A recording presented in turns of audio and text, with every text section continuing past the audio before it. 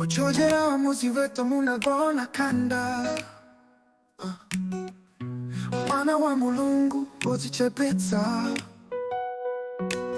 pamene nadali kukula mphamvu zake zinayamba kuonekera zozizwitsa zinkachitika kulikonse kumene iye apita. Oh, Yesu wang'ono ali ndi zozizwitsa m'manja mwanu, kuchiritsa odwala ndi kuwapangitsa khungu kuyima, ndikukuza pa chala chanu ndi mawu ochokera mumtima mwanu. Munasionetsa chikondi chanu kuyambira pachiyambi.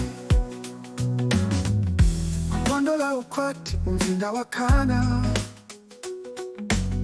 munasandutsa madzi kukhala vinyo posungulira ponse.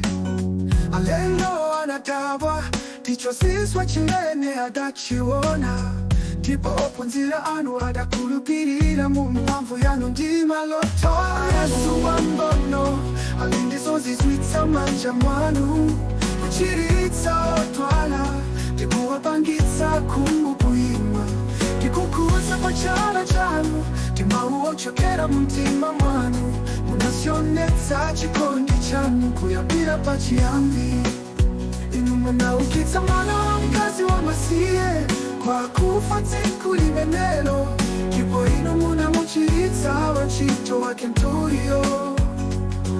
Mwa njira yozizwitsa mphamvu zanu ndi chikondi, sichinadziwe malire kuti ndizoona.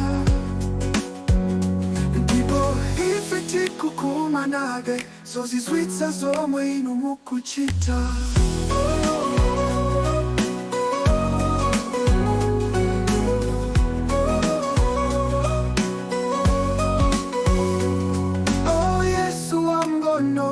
Ali ndi zozizwitsa m'manja mwanu, kuchiritsa odwala ndi kuwapangitsa khungu kuyima, ndikukuza pa chala chanu ndi mawu ochokera mumtima mwanu. Munasionetsa chikondi chanu kuyambira pachiyambi. Tsopano ife tikuyang'ana mbuyo pa masiku ozizwitsa amenewo, ndipo ife tikukumbutsidwa za chikondi chanu mwa njira iliyonse.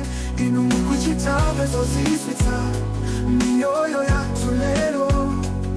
Oh, Yesu wang'ono ife tikukutamandani inu, sitepe iliyonse ya njira.